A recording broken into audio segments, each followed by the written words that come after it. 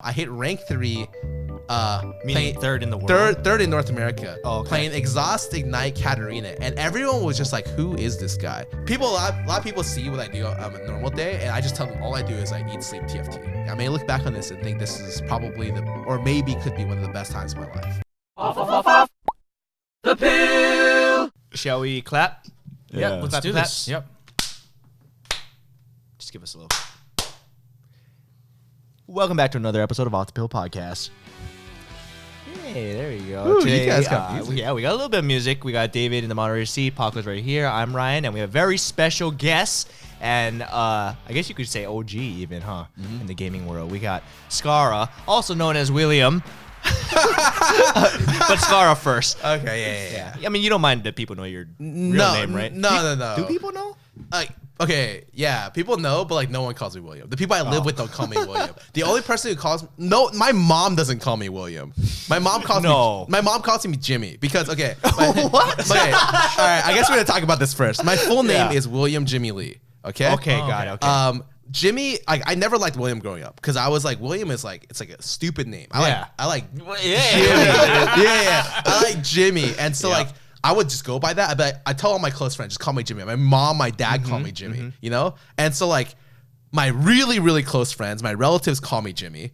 My like close like housemates call me Scarra. No one calls me William unless it's like for like IRS tax purposes. Like the government calls me William. No one else. When you get in trouble. Yes, exactly. Yeah, but so your housemates, I mean, obviously you live with a bunch of other gamers. We should introduce you first. For people who don't know, Scarra is... Originally, you started playing League, right? You were like a professional esports. Right? I was a professional League of Legends player for 2 or 3 years. Then I transitioned to being a coach for 6 months, and then afterwards, I was, and in between, I've been a streamer for about 7 to 9 years. Wow. I'd have to really double check because I didn't start streaming on Twitch. I started streaming on Xfire. I don't even exactly. It was like it's such a scuffed program. You had a cap of 50 people. So like if you hit your cap, people have to wait in a queue till someone left to watch the stream. Damn. And so I used to stream World of Warcraft Arena on Xfire to a cap of 50 people, like way back when. And then you always filled out your cap. Yeah, I actually did. I was actually really good. And the funniest thing is like I was like one of the top rated players on my battle group. I could never get rank 1. And the reason I could never get rank 1 is because Hafu's team was so good. She just like actually just beat the shit out of my team until we got like demoralized and quit the game. I was just like I honestly was like, her team's way too good. Like, she had like, she was a really good druid. She had a really great warrior. She had a really great warlock. And they had like, literally like some of the best players in our battle group on the team. It was like an impossible team. And the funny thing is now you're streaming TFT. Yes. Which is Teamfight Tactics. Yes. It is I knew that. Just saying. And I didn't know. I didn't know For the people who don't know, it's like it's a newer game that Riot Games is kind of Yeah, it's a strategy game. Right. Actually I found the best way to describe it. It's a deck building game. It's a strategical deck building game. It's a strategical deck building game with gambling elements. Well, it's got to be one of the more... I mean, I don't know if I haven't checked recently, but is it more popular than Fortnite yet on Twitch? Hell no. Okay, Fortnite but it's one of the bigger ones, right? I would attribute it to something like it's like Hearthstone, you know? Oh, okay. And so it's something that like there was a lot of craze around it before, and it's died down by now. And unless they do something big, like it's probably gonna stay like at a good level for like a couple years. Right. Then that's so interesting. You put all this time into learning this like skill and this art, and you have to adjust, right? Like you can't just play the same game. Well, League, I guess. I played League for like 7 years, actually. Yeah. So I never thought I'd switch. And then just randomly, like I went in to play this game. I actually was getting tired of League for the first time in 7 years. Wow. So I started playing Dota Auto Chess, like in my stream. I actually had days where I played more Auto Chess than I played League of Legends. And this is the 5 months following TFT's launch. And then one day I got an invite from Riot Games, super NDA. They're like, we want you to come in and test our game. I'm just like, oh, okay. They didn't even say it was a game. They're like, we need you to test something confidential. But through the grapevine, I knew it was a game. So like, I went in, they were making their own Dota Auto Chess, which is the first iteration of the genre. And it turns out that like as I was trying to escape Riot Games, like the clutches of Riot Games to play other different games, they just dragged me back in. So then I became like one of the faces for TFT, and like a lot of my success is attributed to me jumping on the bandwagon first. Right. So they were very supportive of your career then. Did you say or? I mean, yeah. I mean, Riot Games. Of course, right? Like I was a streamer for League of Legends, and I became a top streamer for the new game. Like I essentially like I was almost a consultant for them at some point. I felt, because it's like when they have like a chat room with all the alpha testers, and we talk a lot about the game. But even then, like I at some point had to figure out if the game was worth like all in on. And what ended up happening was when they first invited me to that meeting, and like everyone else ended up leaving, I sat down with the devs for like 2 hours after hours. Like we were literally eating in the dinner room. I sat down for 2 hours and talked to them, not just about the game, like the future of the game. I talked to them, what's your distribution plan? Like how are you guys going to make money? What's the future of your game? What's your expansion look like? Wow. And everything I heard about from talking with them, I was like, these guys are intelligent. They know what they want to do. They can enact change quickly. And like, I really like these guys. And so I all in on the premise that I like the people working on it more than the premise of I like the company or like anything about the game. Oh, interesting. Because the first iteration of the game we got was like, yeah, potential, but it's like, man, honestly, it wasn't as good. And even now, They should credit you. Yeah, you should. If you help, you pretty much helped develop it. Right? No. Like I didn't do anything about the game. I was just saying that like I talked to them about stuff, but like a lot of stuff I talked to them about, they already knew to do. So like it's not like I was there to be like, oh, I made any part of their game successful. I'm just saying that like I talked to them a little bit about stuff here and there. In a way, it's almost like you guys both affirmed like this is what we need to do because the devs were yeah, you confirmed it. Yeah. But we're talking about a lot about what you're currently doing. Yeah. Let's go into your past a little bit because it's actually you have interesting stories. You do have interesting stories. Hit me up with my. Let's just preface this. You guys know each other from before. Yeah, we've known each other for a while now. Because that size, I mean, clearly you know something that we don't know, like me and David. So So I've met Paco I think 4 years ago. 4 years ago. So I started Offline TV, which is like a group of how do I even say it's like a gamer house. Yeah, right? it's essentially a gamer house, but like or streamer. It's a streamer house, yeah. And we didn't fail. So like I guess that's that's very true. That's what does that mean? There were so many streamer houses. That's the only one I've heard. Oh, maybe that's why I heard. That's why like there's been like a lot of streamer houses. Really? Yes. Yeah. That have been growing up, and that like we were the ones that are able to kind of succeed in a formula that I have no idea how. But like essentially. I brought together a lot of people that I wanted. It's so funny, actually. The origin story was like it was originally me and like an old manager, Chris, and I had an Excel document. I was like, in this document, I had the people I wanted to work with, like in the house. And so like Pokey's name was on there, which we eventually got her. Toast is on there, but I was like, oh, Toast wasn't even on there. It was so early. And then Lily Pichu, one of the people who lives with us, is on there, and I was like, there's no way we can get her. She's too big. So I like crossed her out, and like we didn't even try to get her on like the first couple of people we got. But like we ended up grabbing a lot of content creators. It's been I think about 2.5 years since we started. All of us are doing pretty well. Like it's been pretty successful. And where was I going with this? I met him because Paco came over a long time ago, and I think it was before the actual house yeah. was even like created. It was when based Yuna, that's why. We were just grabbing food a couple of times. Oh yeah, so I still have a friend, named named Orlando, and then I met him through Orlando. And then what's so funny, when we're starting offline, we were just like, how do we make cool stuff? And then he drove over to try to help us do cool stuff. He was one of the first people to film our very first skit ever. Wow. And that was the reason why we don't do skits anymore, because we're just awful actors. It's just really bad. Like it's actually like the worst footage ever. I really want to see it now. I don't even know if I can find it. Like I'm pretty sure it's hidden somewhere. But like our first ever skit was done with Paco, and that's when we learned that streamers are not actors or actresses, and that we probably do a little bit better with improv and like set scenarios than just like, hey, let's read off lines. Oh shit, we can't read off lines well. I mean, it's kind of what we do. I mean, we have lines, but we'll improv it a lot of times. He didn't tell you that, huh?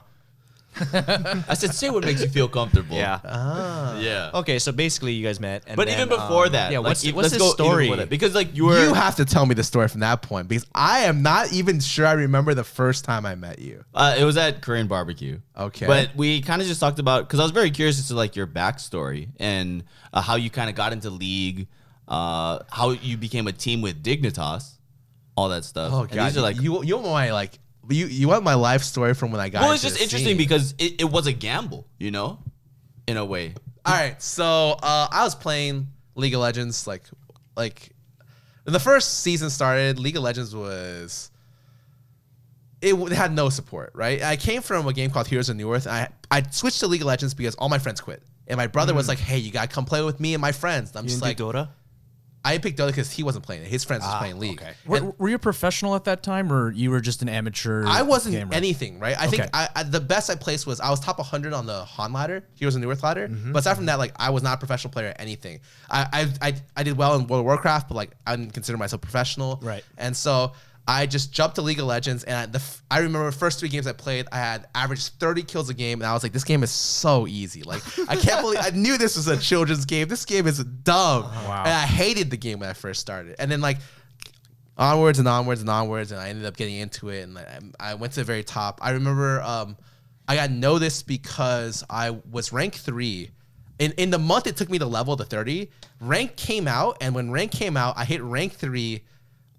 Meaning third in the world? Third in North America. Oh, okay. Playing Exhaust, Ignite, Katarina. And everyone was just like, who is this guy? Because all the top players were from beta. And so no one knew who I was, except for one person who would become my future teammate, Locust. Locust knew me because he used to play World of Warcraft on my server. And he remembered that I was a top PvPer on that server, and I made the connect that way. And then we started a team together. So it's like, you know that 6 degrees of separation? It's like 2 in esports. It's actually like, I know one person, they know everyone else. And that's how How it long works. ago was this?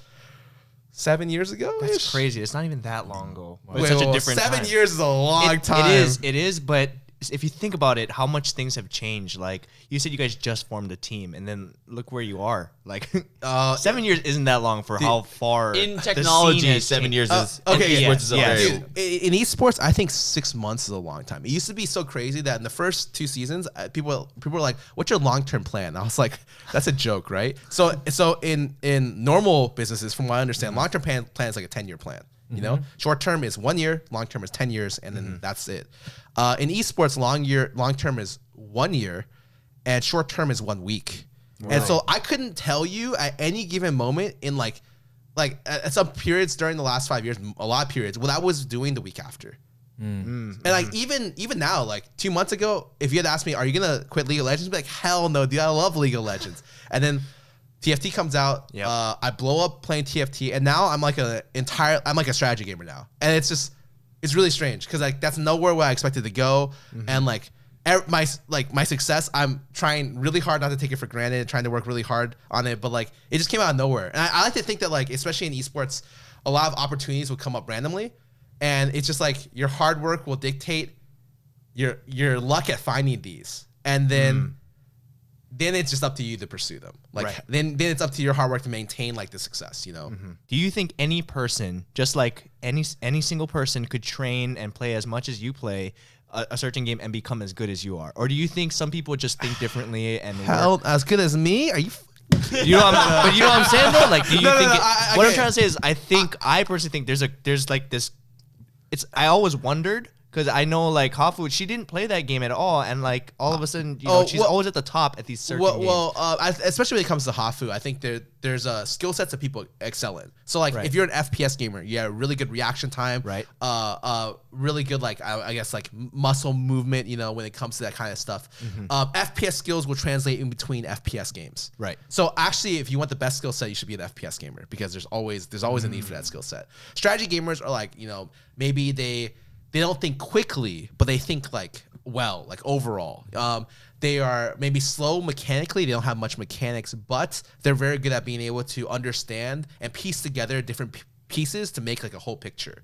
Right. And so like those are skill sets that a lot of strategy gamers have. So people like Disguise Toast, Hafu, Dog, very good at excelling like and knowing like the value of things and like the odds of stuff happening. You know. And so everyone just has different skill sets. When you grow up, you learn these skill sets from a lot of different things, you know? And it doesn't even have to be games. Like, let's say you were, I don't know, like you're a badminton player and you have really good like hand-eye coordination because you play a lot of tennis, you play a lot of badminton. You need that high hand-eye coordination to play that skill, to play that at a high level. And then you can translate some of that skill into playing FPSs. Right. And so a lot of people who are really, really talented just play games all their lives. Okay, well, that's interesting to me. I've always wondered that. And, well, I mean, like, if I were to ask you, like, you said it's a certain skill set, do you think if you were to just start playing a lot and just trained your ass off, you could become a first-person shooter player?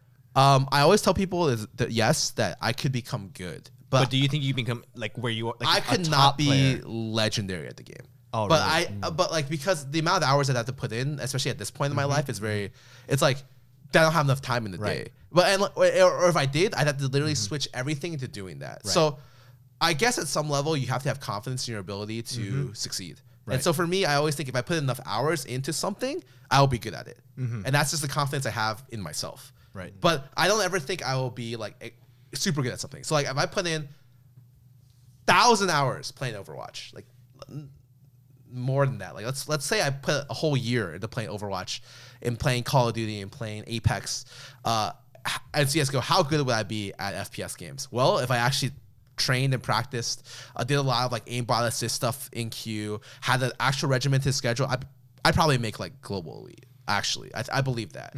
But right now, if you look at my skill, you'd laugh at me if I said that. Like actually, like if I play FPS games and you look at my skill, you'd be like, oh, this guy's never held a gun before ever. like I trust this guy in real life more than like online. It's really bad. But like I think I'd probably be able to hit like the top. Do you enjoy it though? Like if you're not, I mean, I don't enjoy being bad at something. But I enjoy improving at something. So like if there was a game that really like caught my interest, like League of Legends comes out with an FPS game, and I just want to be fucking good. Like it kills me to be bad at the game.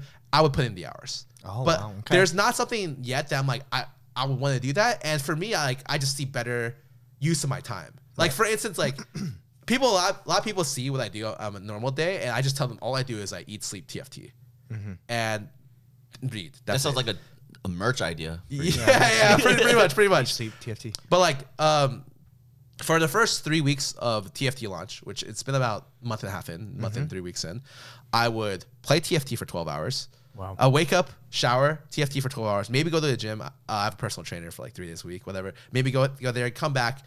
After TFT goes down for 3 hours, I would either record a video about TFT. That would take an hour, about 2 hours.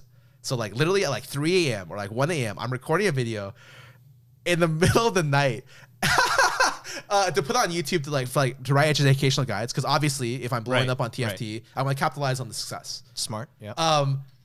Or I would walk into the toast room and I would talk to him about the day. I'd be like, hey, like, what do you think it's good? What do you think it's bad?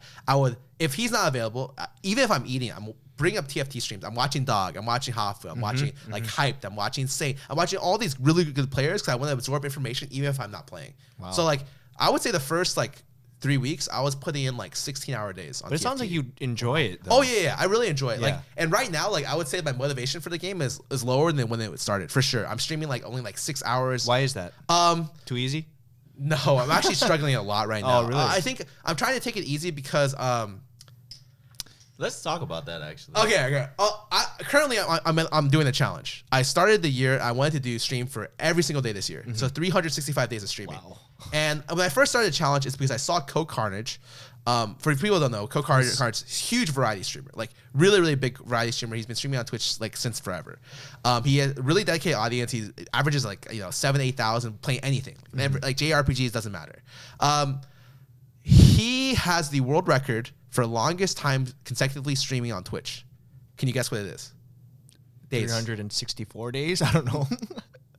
I don't know. I mean, if you're trying to do a full year. 732 days. It's 6 years. What? Wow. No. It's 5.5 years. It's every single day. Sorry, it's 2,000 days. So like you would, that's like what? That's math. That's about 6 years. Division. It's something like more than 6 years. Yeah, something like that. Okay, he streamed through his first child, and he stopped on his second, and he made a video about it, and that was his schedule. He was consistently streaming every single day. That's how he got blew up big. That's how he blew up. he was That's more kind of amazing, though. he was more consistent than early morning talk shows. He was there every day of the week, more consistent than your family members. He was there for you, like kind of stuff. And I saw that challenge and I was like, I'm gonna try doing that. But let's start easy. Let's start at 365. So I go through it. Honestly, fucking joke. Like the first 150 days, I was like, this isn't even a challenge. I just do this normally, you know? And then recently, like with TFT popping off, I realized that it's really, when you get new viewers, you have to be really careful, especially when it comes to strategy games, because there's a lot of backseating. And What does that mean? Backseating. backseating would be like, oh, you could, you should have done this, right. you could have Like done that, backseat you could have driving. that, yeah. I see that. And so, yeah, when it happens in TFT, and I have a lot of new viewers coming in, and they're just like super toxic, super aggressive, and like I can't get like a good flow going for my gameplay, because like I'm trying to be entertaining, I'm trying to be uplifting, and I'll lose a game, and maybe you know, honestly, like the best players will place 8th sometimes. Literally the best players I watch, because it just happens. But if I ever do that, or I have a bad day where I just don't play very well, it becomes super toxic to the point where like I can't play, because that on top of like I become like super snappy. Like I on average ban 10 people a day right now. And before, when I was when I was averaging like 2.5 viewers, I never banned a person. I banned one every 2 days. Right. So like just the sudden influx of the popularity plus the type of game I play, it's really backseatable, because even if you play to the right odds, everything's results based. It's like, right? So like they see that like, oh, you could have gone for that. They see this, oh, you could have done this. But it's like, even if I made the right play, I could have like, it could work out bad for me. Right. And they're like, oh, you should have done this. Why didn't you do that? Right. And so it's been really straining. I think the last couple of days for me doing this challenge, not having a rest day, as well as doing this, I've been streaming a lot less hours. I've been trying to take more time off. I'm still doing like 6 hours a day, but like I went from streaming 240 hours a month every month. That's to so like that's crazy. to like 180. But which when is you like were doing that, I mean, that's- did you feel the burnout? Like, did you feel like you had to at some point been I like, think maybe I was getting a little more snappish at people, like, because the thing about the most important trait as a streamer is patience. I would say like consistency and patience, because you're gonna get a lot of dumbass questions. Like people coming in, oh, not dumbass, like they're like new players. It's not. I'll answer the same 15 questions 50 times a day. So it's like you have to have the patience of a saint or a teacher to be able to do what I do, especially if you're like, I market myself, or not marketing myself, like maybe brand. I don't even like saying that word. It feels too like artificial. Like I'm being like sponsor friendly. You just are. Yeah. So a lot of people see me as like the educational guy, like the teacher, the professor, whatever. Yeah. And like when they come to my strategy, like, oh, how do I do this? How do I do this? How do I do that? But like a lot of times I'm just like, yo, like that. What you asked me right there, like you could Google that. Like that's just a really easy question. It's like you can know, but you're asking me instead, and you want me to tell you the answer you already know. And sometimes when like that combined with people were being dicks, and because I have a lot of new people, like I think before, because I was averaging like 2.5 thousand, 3,000 viewers, which is like, you know, that's a success story. Anyway, I tell anyone that's still a lot. That's still a lot. But I go from that to going to doing like 13,000. 9 to 13,000. Literally, I quadrupled, quintupled my viewership. The success comes with some growing pains. oh, sure. And I didn't see the problems with my stream challenge and like the other stuff before, but after now, I'm just like, oh shit. Like I have to be really, really careful, because like I will get like really annoyed a lot quicker, you know? Like all this, the mental fatigue tends to build up. And so for me, as a defense mechanism, I'm like, I try not to do backlash, or like try not to like be upset or snap back at my viewers as much. I ban a lot more people every day, but that's just the nature of the game, I guess. And then I take, I'm streaming a little bit less. You know, I started reading fantasy fiction to try to like balance out my day by day. But like, if you saw my pie chart of what I do for a day, it's still like TFT, what should we call it? Like streaming, YouTube videos, like sponsorships, and then like now you just add in reading. Right. Except for reading is like, instead of it's like, it used to be I read like about an hour or two a day on normal. I just like reading. And now I read like 4 hours a day. I had a day where I slept at 4:30 because I turned off my stream. I got in my bed, started reading at 11:30, Ended at 4:30 a.m. Wow. And I woke up and I read some more, and I was like, huh, it's nice. It's really nice. How many hours of sleep do you generally get? It's generally it's like 6 to 8 hours. Probably more along the 6 or 7. Honestly, I think I used to be a kid who slept 14. You know, 14 straight? Are you serious? Yeah. I don't think I could do that if I tried. Really? I mean, maybe if I didn't sleep for like 24 hours, I might be able to. Really? I feel like as a kid, it's so easy to sleep a long time. Like I thought like 10 was like a long. Yeah, 10 to 12 is long to me. yeah, like 12, 14, that's fine, right? That's like half the day. gosh. But like, that's the one thing I have seen about getting older is you tend to sleep a little bit less. Yeah, true. But that's like, the worst thing is I'm the oldest person in my friend group or like anyone. Yeah, I'm definitely the oldest in the house. Like, I'm turning 30 this year, okay? And it scares me. The big 3-0, I'm just like, shit, guys. Everyone looks really young to me. I'm like, God, you're like a baby. You know, fucking wearing diapers around the house or something. It's like super scary for me. It's just a number, man. I Like know. I know. I try not to hype it up. You know? It's not a big deal. It's not a big deal. It's not a big deal. But then you'll have days where you're like, it is a big deal. What the fuck? It's You a know? big deal. Yeah, I'm like sitting around people. I'm just like, oh, you just got into esports. You're a professional player. It's nice to meet you. Oh, you're 16. You're half my age. You could have been their dad. Yeah, like I could, you know, it's really interesting age wise. I think on average, like everyone's getting older in the scene, but you still have people coming in that are really, really young. You're just like, oh my God, Yeah. You know, Mechanical Project at age 17. What was I at 17? You know, doing stupid shit. Well, we'll be right back, but we're going to take a quick shishi break. And yeah, we'll continue talking about this with some Twitter questions.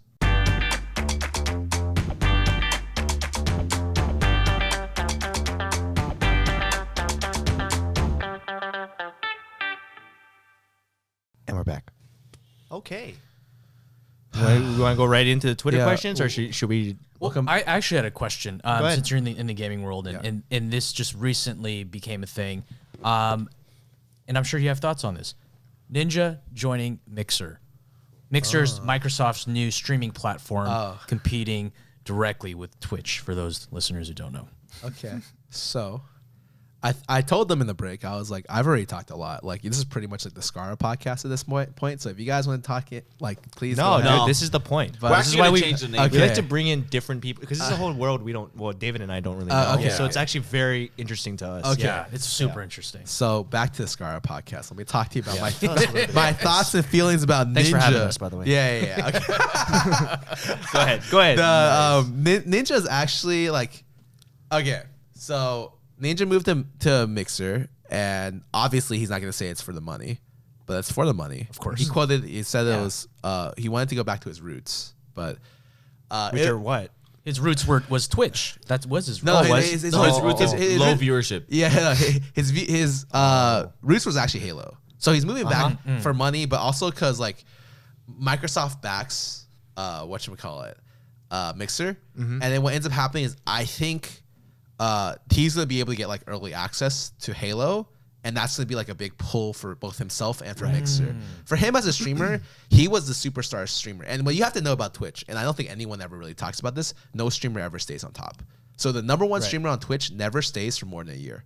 Every single year, like clockwork, it moves out. I actually think the longest first place streamer on Twitch was PewDiePie. I think at 1.5 years. Really? And then like after him, it's like And he was a League of Legends streamer, also yeah. your former teammate. Yeah. So what ends up happening is like he was the first, and then it went to might have been like Dr. Disrespect, and then like Ninja, and then Shroud, and then Tfue. Tfue's number one? Tfue's number one right now. Oh, That wow, guy's- I didn't know that. That guy's huge. He's like Yeah. he's like Ninja, but like Uh-huh. old Ninja. Like, but old Ninja hit the highest highs of any person ever. Right, He hit the right. 200K viewership mark. Collab with Drake, has his own merch in Walmart. This guy's like household name. Good branding. And then what ended up happening was, I would say he kind of fell off. No one stays on top, right? Yeah. Kind of fell off, and then he got the superstar offer from Mixer, I'm assuming. And why not take it? It's like can only be good for him, in my opinion. Like he moves off. Think of it. What happens?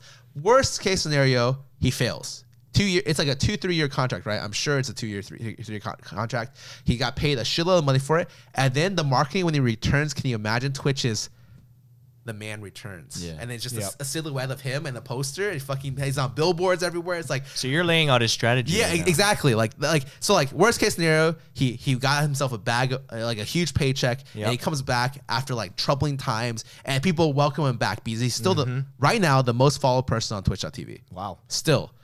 And that's like the future, right? You're predicting that. And If it does poorly, if it does well, you know, then that's all good because he's a superstar who changed a platform. He's got that draw. He's got that power to be able to make, like it just elevates his brand so much to say he can go anywhere and make people come to you or him. Right. But let's also say this, okay? So there's actually recently a couple of drama between Twitch and Ninja. Yeah, sure. And time heals everything, you know, so maybe that can happen in the future. But right now, there was an issue with his channel about promoting other streamers and how there was Russian porn. Oh yeah. being broadcasted Okay. there. So like Twitch has been really. All right. Let me preface this by saying, imagine you're the CEO of Twitch. Do you care about like the like random like there's been a lot of terms of service violations or like kind of gray area BS that's been happening here and there through Twitch for the last year. Like, oh, this girl got banned for doing something, and this girl didn't get banned for throwing her cat, you know, stuff like that. And would you as a CEO care about like these small things, these small infractions? Probably not, right? You're trying to figure out like, okay, like how do I work with Amazon to create like a superior product? How do we make sure our ROI is good? Like what's our like Q3 plan? Like shit like that. You know? I mean, I would assume you have somebody looking into someone that, else is but doing not the that, right? CEO. It's not like you, Yeah. right? And so it's probably, and even in the general sphere, it's probably not that important. Honestly, it's like the really, really super hardcore Twitch fans are just like, Twitch is fucking up. They all got these like TOS things, all this stuff. Recently, like they try to promote this stupid stuff where they use Ninja's channel as like a beta test to promote other streamers. So like if you're offline, one of the biggest an ex-Twitch employee tweeted that one of the biggest problems with Twitch right now is that if a streamer is offline and you go to a stream, you will not, and you're a fan of him, you may not watch another streamer. So they're trying to make sure that funnel doesn't just funnel people out. They want to try to make it easy access for you to go instantly to another streamer that they're promoting. So obviously they tried the beta product on Ninja. That was kind of weird. Still probably would have been okay, but someone was streaming porn on the Fortnite channel under the Fortnite tag, and that got recommended because they were recommending all Fortnite streamers because obviously Ninja's fans are Fortnite fans. They would recommend their category. And so Ninja obviously doesn't like his brand promoting porn. It's kind of bullshit. So he like had a Twitter video about it. Hey, you know, this is stupid shit. All yada. And then the CEO apologized. They kind of reverted his channel, all this stuff. In the end, it's like, this is the only good thing. This is only good for Ninja. Like, that's how I see it. Like, Ninja walks away clean. He is on this new platform. And I think success or failure will be based on who switches. I'm very honest. I tell my chat, look, dude, Mixer comes at me with like a $10 million, I'm out the door, you know? Yeah, why not? Like even like 5 million, I'm out the door. See you guys. And What about 4? All right, well, how low would we go? It's so funny because Offline has a podcast. We were just talking about this. We're like, Scar, what about 1 million? I'm like, 1 million? Not really. Well, what about 2? And I'm just like, whoa. So like, I don't want to do Mixer's job for them, right? They should come to me. Yeah, you want to start negotiate. at 10. Yeah. We'll start at 10. Let's work our way down. You know? But I think it's really interesting. And generally, almost everyone I talk to, it says that Mixer needs more people to drive over. Like, ideally, they'd want 5 of the top 10 streamers, right? Well, you can't just have one. Yeah. Well, like, maybe you can. I don't know. But Yeah, but like it's like PewDiePie for D Live, right? Right. Yep. Do you know any other streamers who stream on D Live? No. Do you know any streamers who stream on Mixer? No. But do you know people who just stream? heard of Mixer. Yeah. Do you know people who stream on Twitch? Yes. Yep. Bunch of random people, I'm sure. Yep. So like, there's no draw there if it's just one. But if True. you got like 5 superstars, you can do it. I've seen some Mixer streamers. The #1 streamer on Mixer that wasn't Ninja was a 24/7 radio station. So they got some ways to go before. I'm pretty sure that's illegal as well, by the way. But like, I'm like almost positive that's not allowed. But yeah, whatever. Have you ever met Ninja or played games with him? No, never. He plays Fortnite. He's a First-person shooter. Yeah. FPS. I'm not an FPS guy. He's also like, for everyone that's talked to him is a really cool guy, really chill guy. But like, my worlds don't intersect. Like, Right. I don't leave the house. So like, so like it's difficult for me to meet people when like I don't go anywhere. So that's probably the hardest thing. But yeah, I would consider Ninja to be like very close, like a C or B level like superstar, like just in general. Oh yeah, like for sure. he's like I mean, he's there. in like mainstream Yeah. media, like commercials. For me, I'm like, I like to always say this phrase. I'm pseudo famous, so you may know of me if you're like my specific demographic. You're like you're 18 to 28, living in Southern California, who's also predominantly Asian, and you really like bubble tea and you hang out in K-Town. It's like like then I'm famous, you know. Like then I don't think you're giving yourself enough know credit. of me. Yeah. I think anyone who plays or you know. Yeah. Yeah, look, when we would go get food, you get stopped once in a while. I paid with those bitches people. and I stuff. told you. Oh. Yeah, it made me look good in front of you. That's why we stopped hanging out. I felt like, man, I'm not good enough to So be are you around really? this guy. I mean, like, okay. So I think what you're saying is true, and you make a good case. You should take that clip and send it to Mixer.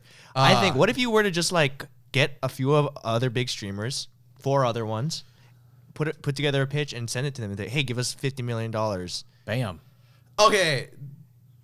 Wouldn't that be more? I mean, so like already all of that stuff. My agency's, I'm sure, talking to other people already. like It's already happening. Because like yeah, I already know. Package yourself. It's I already worth know more. one of the platforms they're talking to, right? It's Right. not. It's not Mixer. oh, it's not Mixer. Yeah. It's someone else. But like for me, it's like I want to do that work myself. I like this. I like to think that like.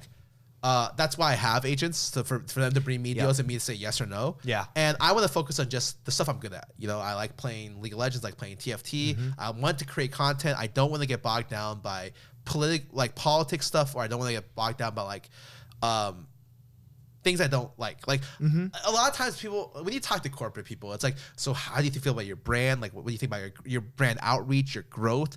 And like they start using these buzzwords. I'm just like, I know what you mean. I can understand the English language, but the more you talk like this, the more I don't want to listen. Right. So like I think a lot of our success as a household and a lot of streamer success is the ability to stay authentic to their like brand. I'm gonna use one of those terms. I'm sorry.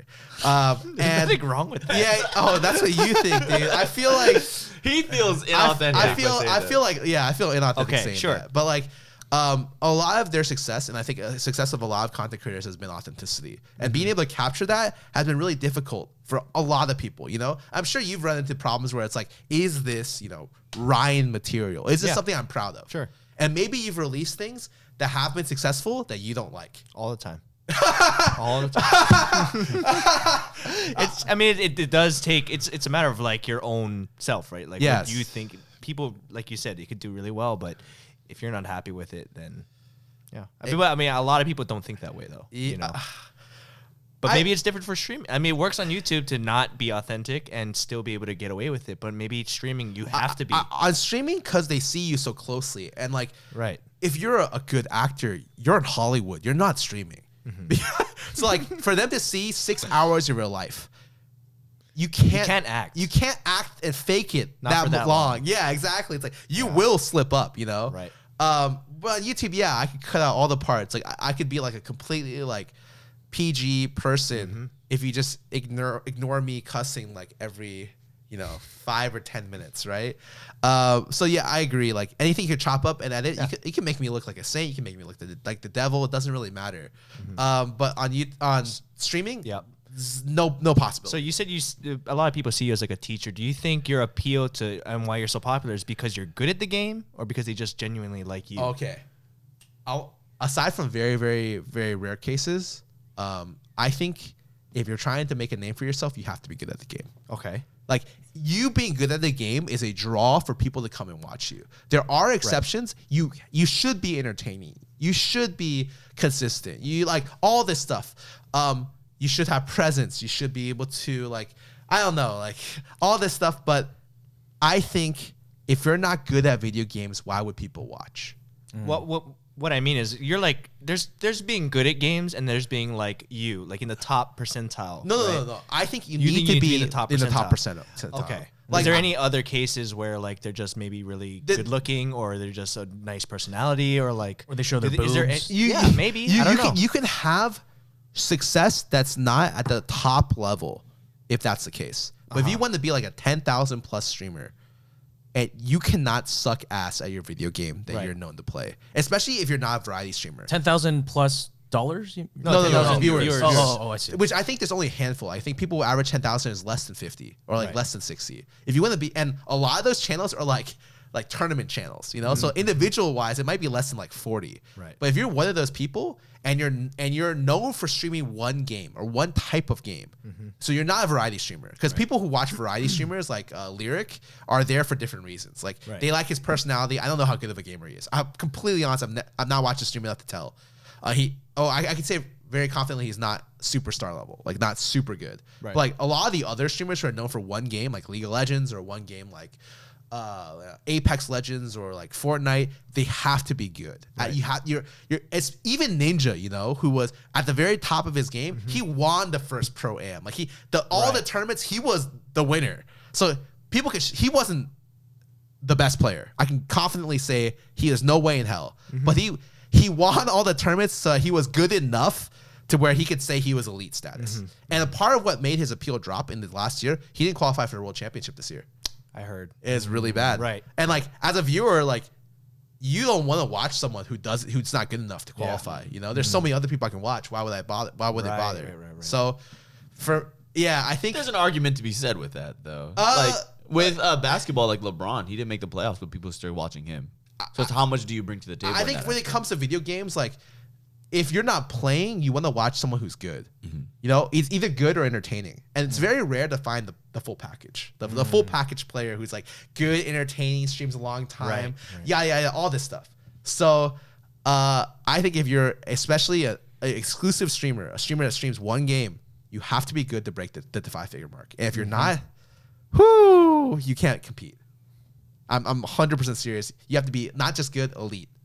If I wasn't challenger or grandmaster, like I was at the very top, I would lose several thousand of my viewers, guaranteed. Actually, my viewership has gone down because I'm not even higher recently. Really? Yes. Oh wow, it's that like Correlation is that's very so strong. interesting. Yeah. I didn't know that. I thought they were just there. I mean, like I know, like you said, if you're good at the game, you bring in viewers. But I thought after they get to know you, you know, A lot of they the just people become hardcore fans. A lot of people like the game, so they'll just watch the very top person on the section, which is why Twitch's discovery system is awful. So like YouTube has the algorithm, which everyone hates and despises, but it's phenomenally well done. Like it is the most successful algorithm to finding stuff that you will watch. Right. In like of anything I know. Even if it's complete bullshit, I hate it. But Twitch's is terrible. Twitch is what? Just the numbers, it's right? It's based on numbers and you go Yeah. down. So Yeah. like if you're not on the first page, you're not going to get discovered. Who's going to discover you? Like why would I watch? People always ask me, how do you be a good streamer? And I'm just like, have a reason for people to watch. Like what's your niche? You know, most people niches, they have to start out being good and then they can work from there. Like if you could say you're the best X in the world, people will watch. But that's it. Like unless you have that kind of draw, no one will ever discover you. It's kind of like a resume in a way then. Yeah. Yeah, to some extent. You could be like, hey, I graduated first to Stanford, but like instead of first to Stanford, like I'm the #1 like challenger player in Brazil or something like that, you know? Wow. Well, that's good to know for all the kids who want to become streamers. Don't. You're not gonna make it. Like Dude, you got to be the best in the world. this So like, podcast- start practicing. That's some real advice, though. I think No, that's but I something people need to think hear. I appreciate Dude. it because some people are just like, I can Yeah. do it if I just try it. You want to know what's fucking crazy? The difference between you placing well at like the first tournament or not, it's the difference between your viewership going up or down 2,000. If I lost 3 games in a row on stream in the first 3 weeks I streamed TFT, I will lose 2,000 viewers. 3 games in a row. Yeah, you have it down to like a math. It's like I watch other streamers and most people come in will watch to the end of your game and leave anyways, but people will not watch a loser. So does it worry you then that I'm it's serious. so no? I mean because your current viewership and why you're doing so well right now is because you're doing so well at TFT. Does it ever worry you that like all of a sudden new game comes out and no one cares about TFT? And you have to switch. I mean, like, or you don't have to switch, but if people aren't interested in it. Oh, absolutely. But like, I think at that level, like, you don't want to worry about too much. Like for me, it's like focus on yourself and focus on the grind and try to make the best product. Like I'm confident enough with for me as a person that I will excel regardless what happens. Like if you're gonna ask Scar, are you gonna be successful 10 years from now? Hell yeah.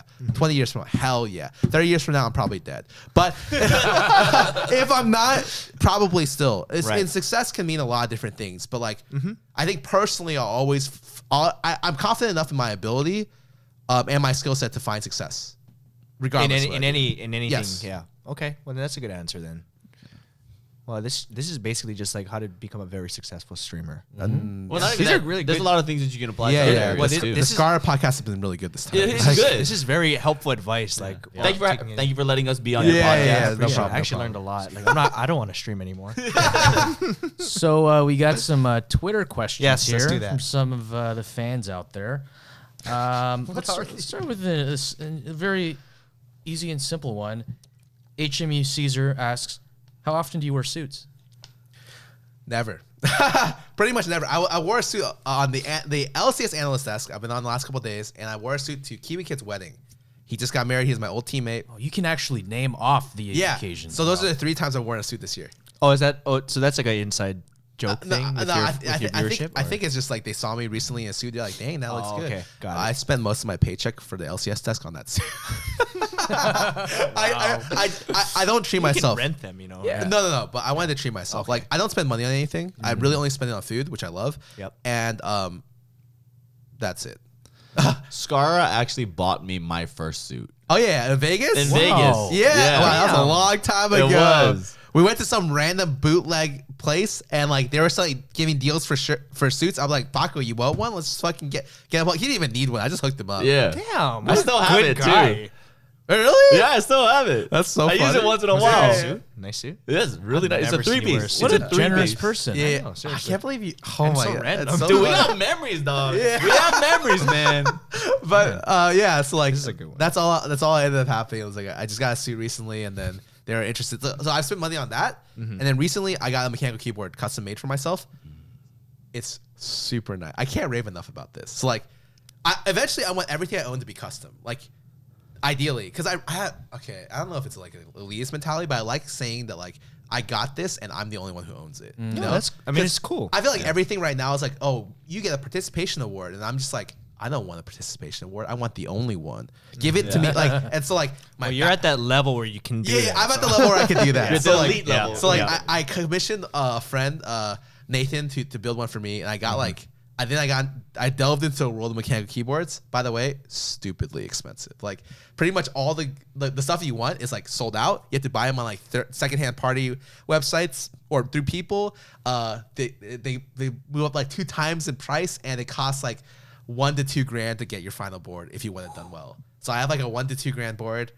It's super nice, and I'm gonna use it for like the next decade. And that's the only 2 things I spent money on for like the entire year. I'm not even kidding.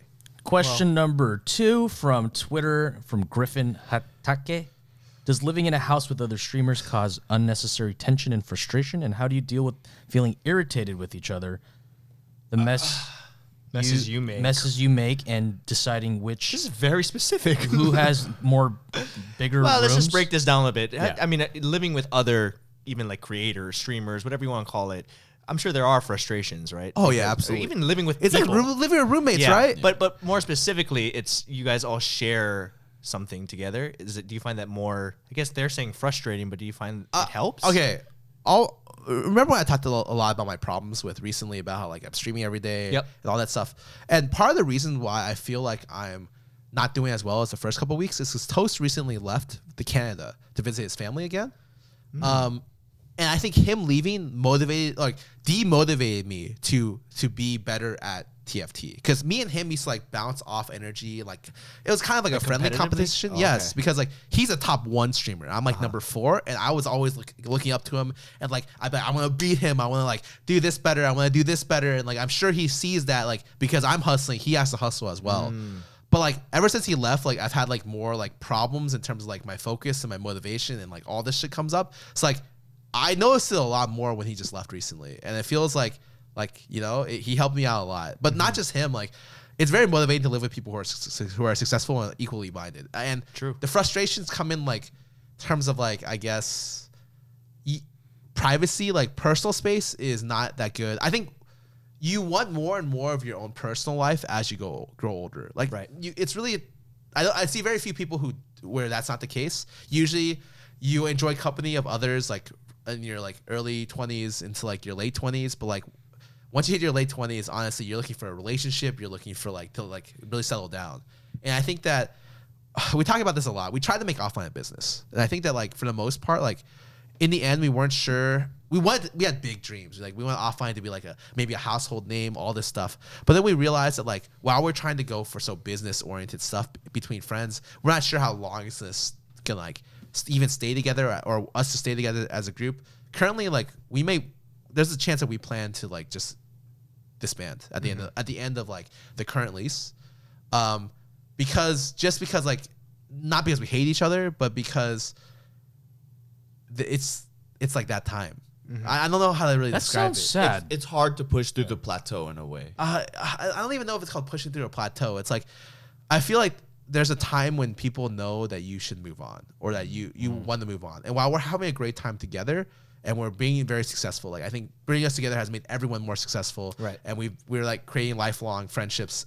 One of the words or the lines that Lily used to say was that, you know, when they said that it was the best of times, in our last house, it was during one of our, like, we were sitting down and like eating, like talking, and she's like, you know, you don't know the best of times until they're gone. And she said that could be us right now. And I always think about that because I'm just like, that's a deep line. I don't know. Like I really may look back on this and think this is probably or maybe could be one of the best times of my life. I truly believe that could be the case. And so I'm trying to just not take it for granted again. Right. And do the best I can and not really worry about where stuff ends, you know? Because it's going to end. At some point, offline is going to dissolve because we decided not to like kind of take in new members and not to like kind of expand. At least currently, maybe that changes in the next couple of months. Who knows? But like we try to make it very, very exclusive. And by doing so, it's like, well, if one person leaves, like, it's like, you know, it's like a boy band, you know, you just can't kick out fucking Justin Timberlake and expect, you know, the rest of the band to stay together.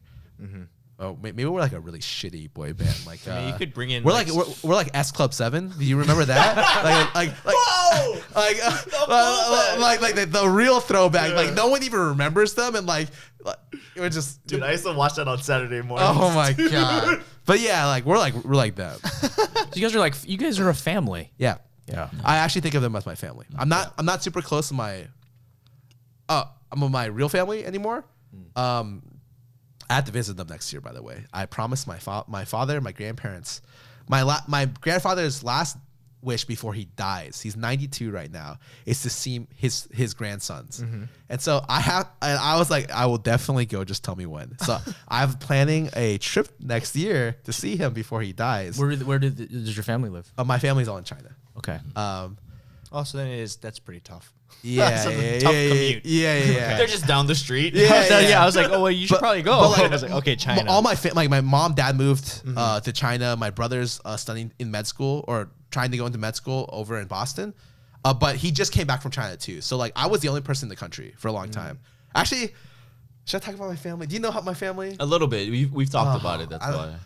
Okay. It's definitely a deeper subject. Whatever you're comfortable. Yeah. Okay. No I've talked about this, like, I guess maybe between friends. It's not super public because I feel like it's just like a little bit awkward to talk about. Okay. So my family does pretty well in China, I would say. My aunt owns the 4 largest hospitals in Shanghai. Oh, so very well. Yeah, so fairly well. I learned a lot of interesting things. My grandfather, or one of my grandfathers,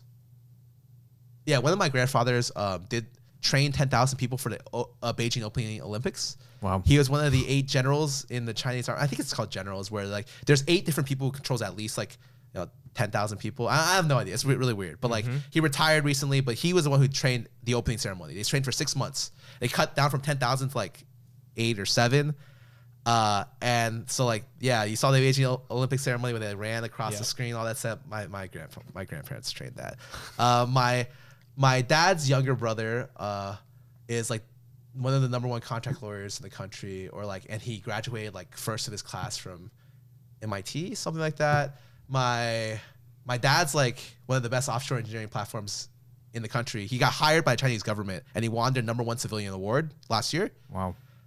Which is great for me because they could Jeez. just give me visas for free. It's actually excellent. Bunch of underachievers. So like actually like my father's generation, I consider them to be like the generation of miracles, you know, like kind of like the Kurok in the past. You know what I'm talking about, you know? They're like the generation of miracles, and like they see our generation as like the failure generation. Like they always look at us. They're like, what do they think about your career choice? And they actually like. I think most of them like me because I'm like the most successful of all of them. Like everyone else is like they don't know what they're doing. Do they get it though? Oh yeah. Because like okay. it's like It's huge in China. It's like League of Legends at the very really? least is enormous. League of they got like Legends, yeah. franchise places, all this stuff. They're signed with like Nike and shit like Okay. that, and they do wild shit in China. But so like in China, in some countries you can have money without power. Okay. It's possible, Yeah. or vice versa. In China, it's not possible. If you have power, you also have money. Like and so like, I would say my family is relatively powerful in that country, and like I don't talk about them much because like I don't like to ever have any kind of association with them. I don't want to feel like I can always fall back on going to China to do something. And to be honest, I'm really like cut off from my family. Like I very rarely talk to them. I'm like, it's like terrible when I hear people have like, oh yeah, me and my mom like call each other on a monthly basis. I'm like, yeah, me and my mom, if like I remember and like I don't miss her phone call, like maybe we'll talk like once every 6 months. My brother might talk like once every like 3 months. So it's like I have a really like very distant relationship with my family. I feel much closer with my family in LA, like my roommates. That they're pretty much my second family than I do with my closely related like blood ties. But it's not because there's like animosity. No. It's not It's just a animosity. distance I'm just a terrible person. Like I feel like I do really really badly. Like you know, I'm like the worst kind of friend you can have because I will never reach out and ask to do something. And so like, and if you don't interact with me on a daily basis, which I don't leave the house, so you can't interact with me unless you live with me. I will like I won't refresh the friendship kind of that deal because relationships and friendships are like the same thing. You work at them for them to be better, you know. And if you don't work at them, you're not going to develop good friendships. And like a lot of times, like I'm a very bad person at that, and like that's true for like both like my friendship relationships as well as like my household, like my actual family relationships. And I try to get better at it, but like let's just say it's one of my biggest weaknesses. Okay. But you're working on it. Yeah, I'm working on it. I mean, when you like you said, you wanted more. You've been living with your family. Yeah. You've been living with these other streamers, but you do say you want your own personal space, and it's getting to the time where you feel like you're at that age where you want to have your own space. Right? Yeah. I don't know. Like I think especially when I live with offline people, I feel like it's weird for me to try to pursue a relationship because I always it's actually really funny because I think of them as like a second family. I always compare like if I'm interested in a girl, I'm like, well, what would my roommates think if I brought her back? And if I feel like they wouldn't be like satisfied, I instantly not interested. Like my attraction level to them doesn't matter as much as like but I think my roommates will judge me for the person I'm. You guys Will are they approve? that close? Yeah, at least sometimes I feel that way. I've talked to other people in the household; they feel that way too. Like, they have to be. You like if I. That's tough for the person coming in. Though. Oh, I know. And like, I've been in like one serious relationship, and then like a couple of things where I like talk to people, but like I'm always just like, would I be comfortable bringing them back? And if the answer is no, which has been no a lot of times. Like I don't bother. I'm very private about my relationships. People in my household don't know if anyone I'm talking to. Anyone? There's multiples. There's multiples. That's what he's saying. Breaking news. But before we wrap it up, Yeah. the first thing that popped up when you brought up that question of like how do you guys diffuse issues is something I always think about because you told it to me. And it was like I was having issues at one point, and you were like, "Is there anything you can do about it right now and right away?" And I was like, "No." And you're like, "Then why are you so focused on it? Focus things that are immediate and the things that you can adjust with." Oh, dude. Okay, so we talked about Amaki, probably big ass streamer, League of Legends teammate. One of the biggest things I learned from him is to not give a shit about stuff. And I feel like you learn that as you grow older, anyways. But like predominantly with him, he only cares about a couple things in life. It's like his friends, his cats, Leisha, and League of Legends. That's it. Like Leisha's his wife. girlfriend. Or No, wife, his not wife. wife. They're married. And it's like he's living the life. Like he's got the girl, he's got the game, he's got the cat. You know, like he's got everything he cares about, and that's all he cares about. He doesn't care about like his like image. He wears these like white shirts. He actually moved up a brand. His mom bought him new white shirts at like $20 instead of like 10. but like he's flexing with his $20 white tees now. But for the most part, like he doesn't give a shit about anything. Like he'll blow money away. Like he has some Gucci fucking sneakers. He has got some nice shit, but he does it mainly as a joke, you know, just because he can, as opposed to something he's actively interested in. Right. So like I learned to care a lot less about like my appearance to others. I learned to care a lot about less about like what I wear, and I learned to keep focus on what I really care about, you know, whether it's like my stream, whether it's my relationships with my friends, my roommates, or it's helped me focus a lot in terms of like what can I do to get stuff done, and just ignore everything else, because I think that's made me a lot less like, I guess, stressed about a lot of different things. A lot of people come to me with problems, and I'm just like, do you want me to like actually solve them for you, or do you want me to like just be a listening like person? Because like I'm really bad at being able to do both at once. So like I try to have them clarify. That's actually a really good question to ask people, because I found like I always try to solve problems. Yeah, exactly. But some people don't want But that. like they just want like They just want a ear. Exactly. You know. That's actually very important to learn. Yeah, you gotta be a good listener sometimes, and so yeah, I think. Thank you to everybody listening to this. All right. Well, with that being said, Do you have anything to plug? Yep.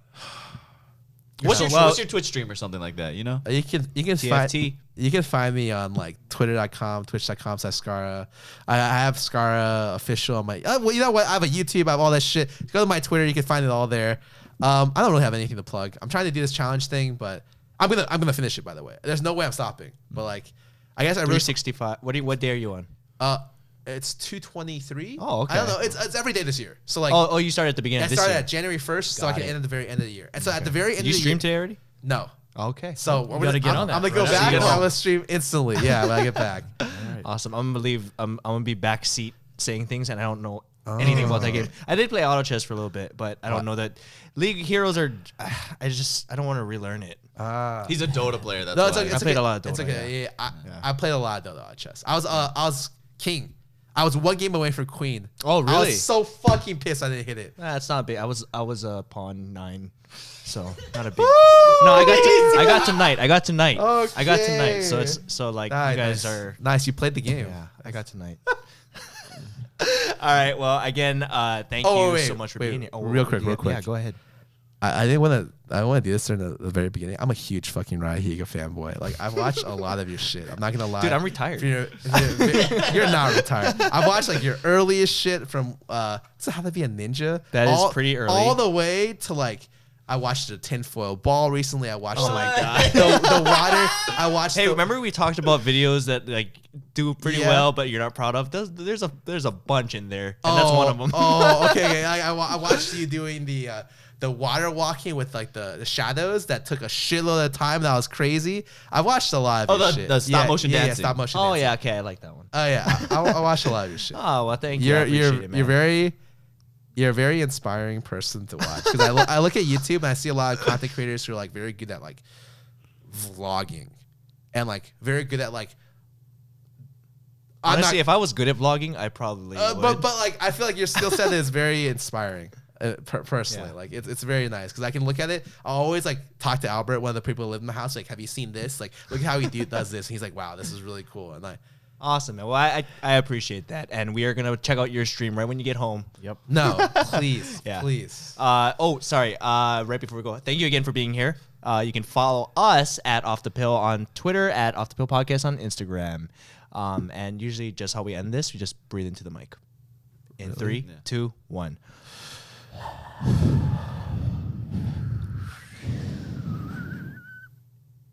Wow, that was like a little. What, you hear that? That was me.